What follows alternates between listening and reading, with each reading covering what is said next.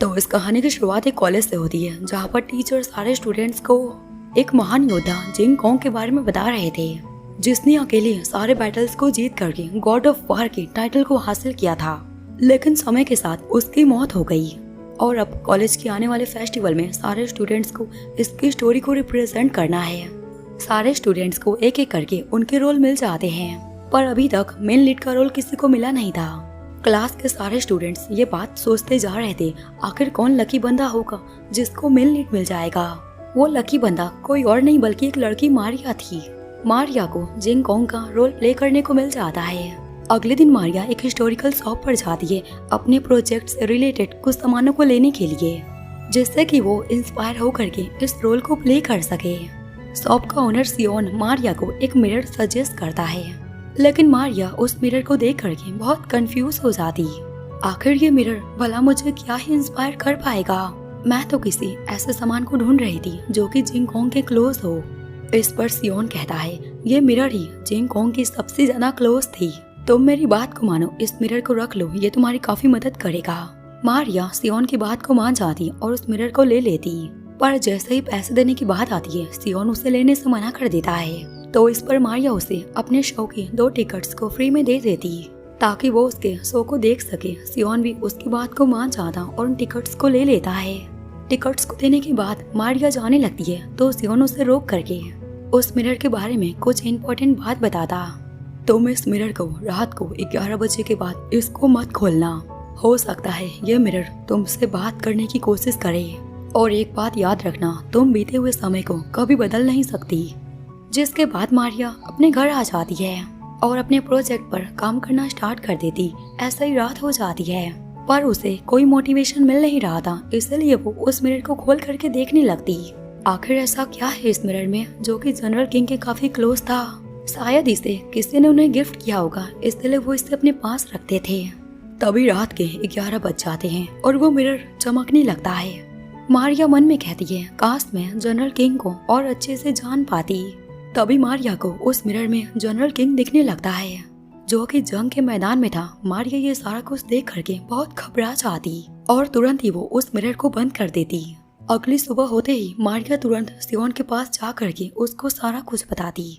तो सियोन उससे कहता है मैंने तो तुम्हें पहले ही बताया था कि ये मिरर 11 बजे के बाद तुमसे बात करने की कोशिश करेगा, लेकिन इसमें कोई दिक्कत नहीं है। तुम क्या ही देखोगी और क्या फील करोगी, इन सब का कोई मतलब नहीं होगा, क्योंकि पास्ट को बदला नहीं जा सकता। जिसके बाद मारिया हर एक दिन रात को 11 बजे जनरल किंग की स्टोरी को देखा करती। वो कितनी बहादुरी के साथ फाइट करता है और सारे बैटल्स को जीत जाता। मारिया अंदर ही अंदर उसे पसंद करने लगी थी। हर एक दिन उसकी स्टोरी को जान करके मारिया को बहुत अच्छा लगता। एक दिन डायरेक्ट जिंग कोंग मारिया से कहता है आखिर तुम कौन हो जो मुझे हमेशा ऐसे देखती रहती हो? उसकी बात को सुन करके मारिया बहुत डर जाती और तुरंत मिरर को बंद कर देती, जो देख करके जिंग कोंग कहता है ऐसे छिप क्यों रही हो, यहाँ पर कोई और नहीं है। तो मारिया उससे कहती है क्या तुम मुझे देख सकते हो? जिंग कोंग उसे रिप्लाई करता है हाँ बिल्कुल, मैं तुम्हें देख सकता हूँ, और पिछले कुछ दिनों से मैं देखता जा रहा हूँ तुम मुझे घूर घूर कर देखती रहती हो। तुम मुझे भूत नहीं लगती, क्या तुम एंजल हो? मारिया कुछ नहीं बोलती। फिर दोनों एक दूसरे को अपना नाम बताते हैं और प्रॉमिस करते हैं दोनों ये बात एक दूसरे तक ही रखेंगे। ऐसे ही अब डेली दोनों बातें करने लगते, लेकिन दोनों के बीच एक लंबा सा टाइम डिफरेंस था। मारिया का एक दिन जिंग कोंग के 1 महीने के बराबर था। मारिया ने उसकी स्टोरी को पढ़ा है तो उसे पता है जिंग कोंग आगे जा करके एक महान जनरल बनेगा। ये बात वो जिंग कोंग को बता देती है तुम आगे जा करके एक महान जनरल बनोगे। और अब ऐसा ही कुछ टाइम बीत जाता है। जिंग कोंग मारिया को बताता है तुमने बिल्कुल ठीक कहा था, मैं अब एक जनरल बन चुका हूँ। जो सुन करके मारिया बहुत खुश हो जाती है। दोनों एक दूसरे के साथ इतना ज्यादा टाइम को स्पेंड करते कि दोनों को प्यार हो गया। एक दिन जिंग कोंग मारिया को प्रपोज कर देता है और उससे कहता है मैं शादी बस तुमसे ही करूँगा। जो सुन करके मारिया बहुत खुश हो जाती है। इसके बाद जिंग कोंग एक खतरनाक युद्ध पर चला जाता है, जिस कारण से दोनों कुछ दिन तक बात नहीं कर पाते।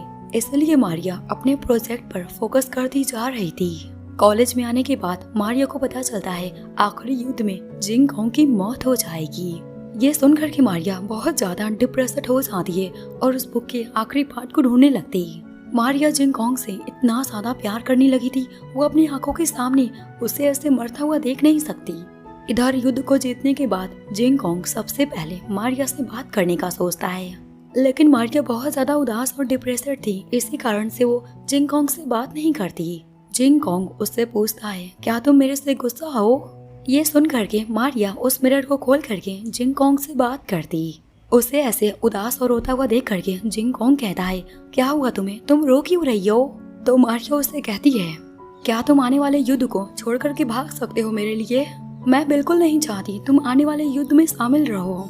इस बात को सुन करके जिंगकोंग कहता है, क्या तुम मेरी बहादुरी पर शक कर रही हो और तुम्हें लगता है मैं कायरों की तरह युद्ध के मैदान को छोड़ करके भाग सकता हूँ?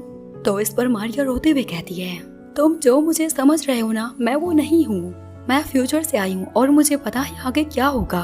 तुम याद करो, उस दिन मैंने तुमको बताया था ना, तुम आगे जा करके एक महान जनरल बनोगे, और तुम बने ना, इसलिए मैं बोल रही इस युद्ध में मत जाओ, क्योंकि इस युद्ध में तुम्हारी मौत हो जाएगी, जो मैं बिल्कुल नहीं चाहती। ये सुन करके जिंगकोंग हैरान हो जाता है, पर वो पीछे नहीं हटता।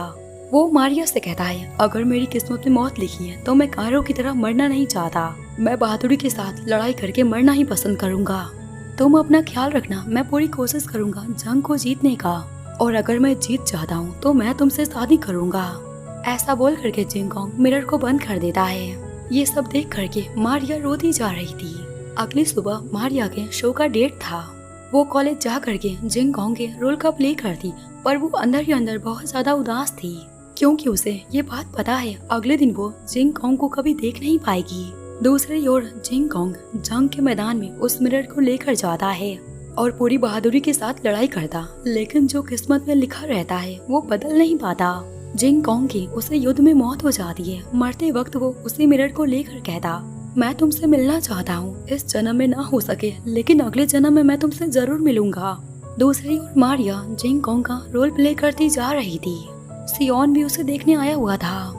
जैसे ही शो खत्म हो जाता है, मारिया रोते हुए बाहर निकल जाती और उस मिरर को देखती जो कि टूट चुका था। मारिया रोते हुए सियोन के पास आ जाती और उससे कहती है, ये मिरर तो टूट गया। तो सियोन उस मिरर को वापस ले लेता है और कहता है, कोई बात नहीं, हम पास्ट को कभी बदल नहीं सकते, हम बस उसे देख करके महसूस कर सकते हैं। ऐसा बोल करके सियोन चला जाता है। उसके जाने के बाद मारिया अपने कॉलेज के सामान को लेकर के बाहर आती है। तभी उसका पैर स्लिप हो जाता है और उसका कुछ सामान गिर जाता है। तभी वहाँ पर एक लड़का आ जाता है और उसकी मदद करता, जो बिल्कुल जिंगकोंग की तरह लग रहा था। ये देख करके मारिया बहुत हैरान हो जाती है, क्योंकि ये लड़का जिंगकोंग ही था, जिसका पुनर्जन्म इस वर्ल्ड में हुआ है। मारिया जिन से दोस्ती कर लेती है और उसी के साथ बात करते हुए घर जाती। जिसके बाद हम सियोन को देखते हैं, जो कि इस एनिमे का मेन कैरेक्टर है, और वो सारी अधूरी लव स्टोरीज को पूरा करने में मदद करता है। तो गाइस, आप लोगों को ना इस एनिमे में ऐसे मल्टीपल अंडररेटेड स्टोरीज देखने को मिलेगा। इसके बाद हमें एक कार एक्सीडेंट का सीन दिखाया जाता है, जिसमें एक लेडी अपने हस्बैंड के साथ थी, पर इस एक्सीडेंट में उसका हस्बैंड मर जाता है। उस लेडी की हालत भी काफी खराब थी, इसी कारण से डॉक्टर 7 मंथ में ही उसके बेबी का डिलीवरी कर देता है। तभी वहाँ पर उस लेडी के पास सियोन आ जाता है और उससे कहता है, तुम्हारा बच्चा बहुत ज्यादा कमजोर है। वो लेडी रोते हुए सियोन से विनती करती, मेरे बेबी को बचा लो। ऐसा बोल करके वो लेडी अपने बच्चे को एक लॉकेट पहना करके खुद ही मर जाती है। 25 साल बाद हम उसी बच्चे को देखते हैं, जो कि एक डॉक्टर बन चुका था। उसका नाम रेहान था। एक दिन उसके हॉस्पिटल में एक सीरियस पेशेंट आ जाती है, जिसकी हालत बहुत खराब थी। रेहान उसका ऑपरेशन करने से काफी डर रहा था। दुर्भाग्य से उस ऑपरेशन का रिजल्ट बहुत खराब आता है। वो लेडी वहीं पर मर जाती है। उस दिन के बाद से वो लेडी हर रोज रेहान के सपनों में आती और उससे कहती है, डॉक्टर तुमने मुझको क्यों मारा। इस सपने से रेहान उठ जाता है डर करके और दोबारा सो नहीं पाता, और इसी घटना के कारण रेहान अपने काम पर फोकस नहीं कर पा रहा था। अगली सुबह रेहान के क्लिनिक में एक पेशेंट आ जाती है, जिसको देख करके रेहान बहुत डर जाता है, क्योंकि वो लेडी बिल्कुल उसी पेशेंट की तरह दिख रही थी जिसकी मौत हो गई थी। रेहान घबरा करके उसे क्लिनिक से बाहर निकलवा देता। वो लेडी वहाँ से चली जाती है। रेहान का दोस्त उससे कहता है, तुम ठीक तो हो ना।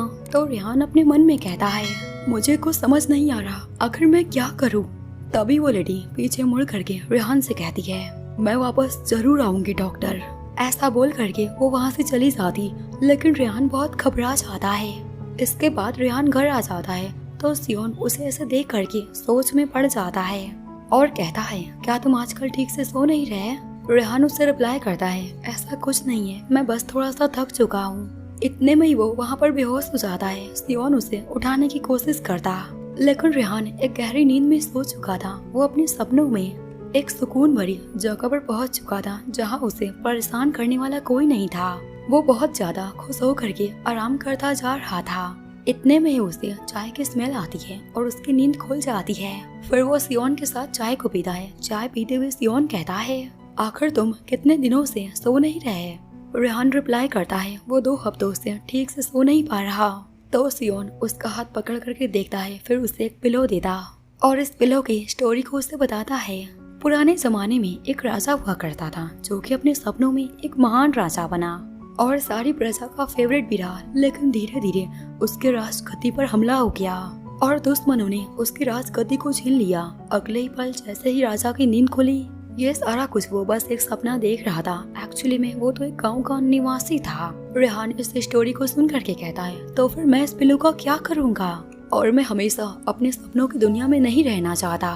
तो इस पर सियोन कहता है, तुमने ठीक कहा, लेकिन तुम कुछ दिन आराम से सो सकते हो, लेकिन याद रखना तुम अपने सपनों में कभी सो मत जाना। अगर तुमने ऐसा किया ना तो बुरे सपने तुम्हारे ऊपर हावी हो जाएंगे और वो सारा कुछ जो तुमने देखा होगा वो सच हो जाएगा। ये सुन करके रेहान कहता है, आप मुझको डरा रहे हो ना? तो सियोन स्माइल करते हुए कहता है, जा करके आराम करो। आगे रेहान उस पिलो को लेकर के घर पर आ जाता है। तभी उसकी नजर एक रिपोर्ट पर पड़ती है, जो कि बिल्कुल उसी लेडी की तरह एक सीरियस केस आया हुआ था। रेहान उसका इलाज करने से कतरा रहा था, इसलिए वो कुछ दिनों की छुट्टी को ले लेता है। आगे रात को रेहान अपने डॉग को खाना खिला रहा था और वो देखता है उसका डॉग उससे बात करके उसे मोटिवेशन दे रहा। ये सब देख करके रेहान बहुत हैरान हो जाता है। उसका डॉग कहता है, आप आगे जा करके एक बहुत बड़े डॉक्टर बनोगे और पूरी दुनिया आपका जय जयकार करेगी। अगले ही पल रेहान खुद को एक सक्सेसफुल डॉक्टर बना हुआ देखता है।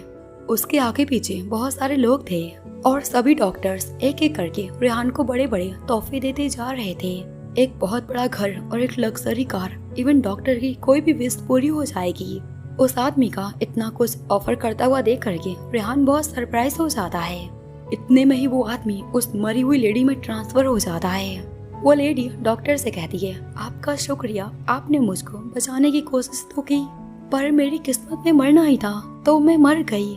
उसी टाइम रेहान की आँख खुल जाती है, वो अपने सपने से बाहर आ जाता। इतने दिनों बाद रेहान को एक अच्छे से और गहरी नींद आई हुई थी। कुछ टाइम बाद वो हॉस्पिटल जाने लगता है और आज उसका मूड बहुत अच्छा था। रास्ते में बहुत तेज बारिश स्टार्ट हो जाती है और वो वहीं पर भीग जाता है।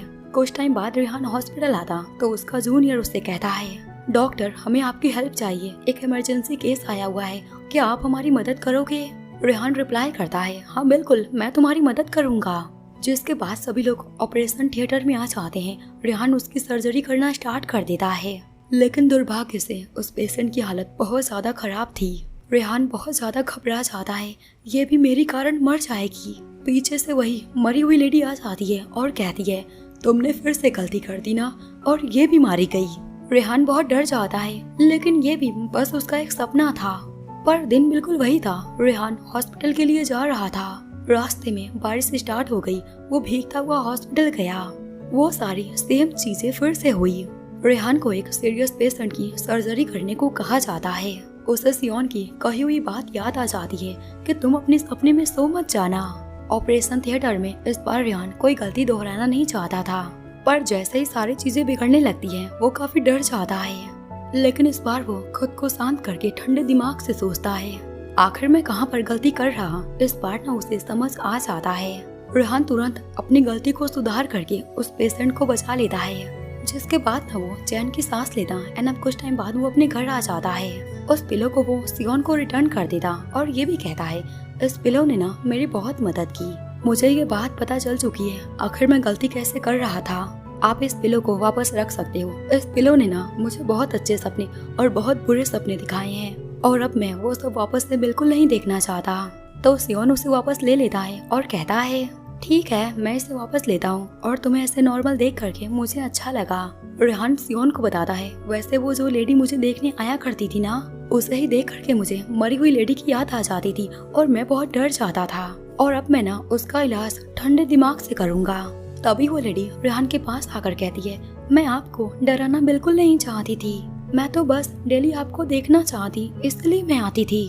तभी वो लेडी मीना रेहान के हाथों को देखती है जिसको रेहान ने पकड़ा था। मीना उन दोनों को गे समझ लेती है और वहाँ से भाग जाती। मीना के जाने की बात सियोन कहता है, ये लड़की तुम्हें पसंद करती थी और तुम्हें कोई आइडिया ही नहीं। रेहान उसे बताता है, मैं ना लोगों की बस मेडिकल हिस्ट्री पर फोकस करता हूँ और किसी पर नहीं। उसी टाइम पर रेहान के पेट से आवाज ही आ जाती है, उसने सुबह से कुछ खाया नहीं था। सियोन उसे अपने साथ खाने को ले जाता है, लेकिन तभी हॉस्पिटल से कॉल आ जाता है, एक सीरियस पेशेंट आया हुआ है। रेहान बिना खाए तुरंत ही चला जाता है। सियोन कहता है, तुम एक दिन बहुत बड़े डॉक्टर बनोगे, तुम बस ऐसा ही मेहनत करते रहना। और गाइस यहीं पर ना ये चैप्टर एंड हो जाता है। अगले सीन में हम एक क्लब को देखते हैं जिसमें दो फ्रेंड्स हैंग आउट करने आए हुए थे। यूकी क्लब में सीना को ढूंढती जा रही थी। जैसे ही सीना उसका मैसेज पढ़ती है वो उठ जाती है, पर वो खुद को घायल अवस्था में पाती है। फिर जैसे ही वो अपनी बॉडी को देखती वो बहुत डर जाती है। उसकी बॉडी को किसी ने मार दिया था और अब पता नहीं वो किसकी बॉडी में है, पर चाकू उसके हाथ में था। ये सारा कुछ देख करके वो बहुत घबरा जाती और तुरंत वहाँ से भागने लगती। बाहर निकलते वक्त उसे यूकी दिखाई देती है। यूकी उससे पूछती है, क्या तुमने अंदर किसी लड़की को जाते हुए देखा है? तो सीना बिना कुछ बोले तुरंत वहाँ से भाग जाती है। यूकी जैसे ही अंदर जाती है वो अपने सामने सीना की डेड बॉडी को देख करके बहुत घबरा जाती और लाउडली चिल्लाने लगती। एंड कुछ टाइम बाद वहाँ पर पुलिस आ जाता है जो क्राइम सीन पर इन्वेस्टिगेशन करना स्टार्ट कर देता है। दूसरी ओर हम सीना को देखते हैं जिसकी हालत बहुत खराब थी। इसी कारण से वो सड़क पर बेहोश हो जाती है। उसे रास्ते में बेहोश सियोन और रेहान देख लेते हैं एंड उसे लेकर के घर आ जाते हैं। रेहान उसका इलाज करता है, लेकिन जैसे सीना की आंखें खुल जाती है वो खुद को बिना कपड़ों में देख करके घबरा जाती और तुरंत अपने आप को कवर करती। ये सब देख करके रेहान कहता है, पर ये तो एक लड़का है। तो इस पर सियोन कहता है, भले ही इसकी बॉडी लड़कों वाली है लेकिन अंदर से ये एक लड़की है। सियोन उससे कहता है, आखिर तुम्हारे साथ ये सब कब और कैसे हुआ मिस, हमें बताओ। जो देख करके सीना बहुत हैरान हो जाती है और कहती है, आपको ये सब कैसे पता चला? सियोन उससे कहता है, ये सब छोड़ो, तुम बताओ पहले तुम्हारे साथ ये सब कैसे और कब हुआ? तो सीना रेहान को बताती है, कल मैं अपने दोस्त के साथ एक क्लब में गई थी और कमरे में मुझे एक आवाज सुनाई दी। वो क्या था मुझे याद नहीं। फिर जैसे ही मेरी आंखें खुली मेरे सामने मेरी डेड बॉडी थी और मैं क्या वापस से ठीक हो पाऊंगी ना? सियोन उसे रिप्लाई करता है, कुछ कहा नहीं जा सकता, तुम्हारी कंडीशन काफी क्रिटिकल है। फिर सियोन उसे एक लड़के के बारे में बताता है जो कि शहर का फेमस नोवेलिस्ट है और सीना उसी की बॉडी के अंदर है जिसका नाम जैक है। सियोन रेहान से कहता है, मैं ना बाहर जा रहा तो तुम इसका ख्याल रखना। कुछ टाइम बाद सीना मिरर में खुद को देखती जा रही थी। तभी मिरर में जैक उससे बात करता है। ये सब देख करके सीना बहुत हैरान हो जाती है। जैक उससे कहता है, आखिर तुम मेरी बॉडी में क्या कर रही हो? सीना गुस्से में कहती है, मुझको भी जानना है आखिर मेरे साथ ये सब क्या हो रहा है और आखिर तुमने मेरी बॉडी को क्यों मारा है? जैक उससे कहता है, मैंने तुम्हारी बॉडी को नहीं मारा, मैं तो खुद बहुत हैरान हूँ, मेरे साथ ये सब क्या हो रहा है। दोनों ही इसी बारे में बात करते हैं। जैक उससे कहता है, मेरे गले में वो पेंडेंट नहीं था तो फिर कैसे आया? सीना कहती है, आखिर मुझे क्या पता। अब दोनों ही मिल करके क्राइम वाली जगह पर जा करके इन्वेस्टिगेशन करने का फैसला करते हैं। आगे सीना खुद को हाइड करके उसी क्लब में जाने लगती, लेकिन रास्ते में एक लेडी सीना को रोक लेती है और सीना बहुत घबरा जाती। पर वो लड़की जैक की बहुत बड़ी फैन थी, वो बस उससे उसका ऑटोग्राफ मांगती है। ऑटोग्राफ को देने के बाद वो आगे बढ़ती, लेकिन क्लब का रास्ता बंद था। इसी कारण से वो पीछे के रास्ते से जाते। तभी वहाँ पर सीना अपने फ्रेंड यूकी को देखती है और उसका पीछा करने लगती है। तो जैक उससे कहता है, तुमने तो कहा था ये मेरी फैन है, तो कल रात इसने मुझको क्यों नहीं पहचाना? कहीं ये लड़की ही तुम्हारी कातिल तो नहीं? तो इस पर सीना कहती है, ऐसा बिल्कुल नहीं हो सकता। जैक उससे कहता है, ऐसा क्यों नहीं हो सकता? केवल ना मर्डर से क्राइम वाली जगह पर आते हैं। तभी उनके सामने यूकी आ जाती है, जो देख करके सीना घबरा जाती। यूकी उससे कहती है, मैं तुमसे कुछ पूछना चाहती हूँ। मेरी फ्रेंड ना जिस कमरे में थी तुम भी उसी कमरे में थे, क्या तुम्हें कुछ पता है ये सब कैसे हुआ? सीना घबराते हुए कहती है, मैंने मर्डर नहीं किया है। इस पर यूकी कहती है, मुझे पता है तुम मर्डर नहीं कर सकते, लेकिन तुम मेरी हेल्प तो कर सकते हो ना? इसके बाद यूकी उसे लेकर के पुलिस के पास आ जाती है और पुलिस कहता है हम तुम्हें ना कभी भी यहाँ पर बुला सकते हैं। आगे जब वो पुलिस स्टेशन से बाहर निकलता है तो सारी पब्लिक उसे घेर लेती। कुछ टाइम बाद यूकी जैक को बताती है सीना की बॉडी को उसकी फैमिली उसका अंतिम संस्कार कर रही। ये सुन करके सीना बहुत घबरा जाती है और तुरंत वहाँ पर चली जाती। वो जैसे ही वहाँ पहुँच कर देखती उसकी बॉडी जल करके खत्म हो चुकी थी। ये सारा कुछ वो अपनी आंखों के सामने देख करके बहुत ज्यादा डिप्रेशन में चली जाती है। अब मैं दोबारा अपनी फैमिली से कभी मिल नहीं पाऊंगी। तभी उसके कार के सामने एक लेडी जैस्मिन आ जाती है जो कि जैक से बात करना चाहती। उसे देख करके जैक को याद आ जाता है ये तो मेरी एडिटर है। जैस्मिन पागलों की तरह हरकतें करना स्टार्ट कर देती है और जैक के पास आने की कोशिश करती है। उसकी ऐसी हरकतों को देख करके दोनों को समझ आ जाता है यही असली कातिल है। जैस्मिन उनको बताती है मुझको ना एक बाबा ने बोला था अगर ये पेंडेंट मैं तुमको दे दूं और एक लड़की की बलि को चढ़ा दूं तो तुम मेरे हो जाओगे, पर ऐसा नहीं हुआ। लेकिन मैं तुमको बहुत चाहती हूँ, तुम मेरे हो जाओ। तभी वहाँ पर पुलिस आ जाती है और जैस्मिन को पकड़ लेती। जैक बाहर आकर के जैस्मिन से कहता है तुम इस लॉकेट का यूज करके मुझे पाना चाहती थी। जैस्मिन रोते हुए कहती है ये पेंडेंट नकली है, उस आदमी ने मुझसे झूठ बोला था। फिर पुलिस उसे लेकर के जेल में डाल देती। इसके बाद जैक और सीना घर आ जाती। सीना अब दोबारा अपनी बॉडी में जा नहीं सकती क्योंकि उसकी बॉडी खत्म हो चुकी। सीना कहती है मैं तो मरने से पहले अपनी आखिरी विश को भी पूरा नहीं कर पाई। मैं चाहती थी मैं एक हैंडसम से लड़के के साथ डेट पर जाऊं। जैक उससे कहता है तुम चिंता मत करो, मैं तुम्हारी ये विश पूरा कर सकता हूँ क्योंकि अभी एक दिन बचा है और कोई एक ही इस बॉडी में रह सकता है और दूसरा दुनिया से गायब हो जाएगा। इसके बाद जैक सीना को लेकर के डेट पर जाता। दोनों काफी फन करते, साथ में झूला झूलते और बहुत सारे गेम्स को खेलते एंड खाना खाते।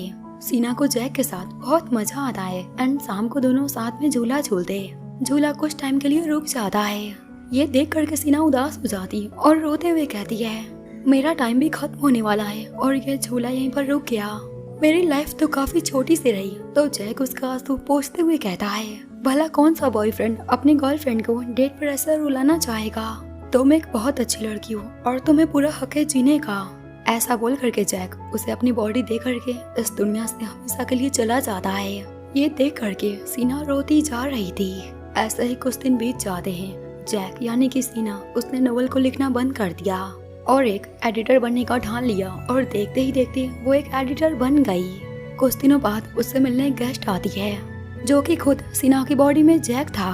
दोस्तों इसी के साथ ना इस एनिमे का ये चैप्टर भी खत्म हो जाता है।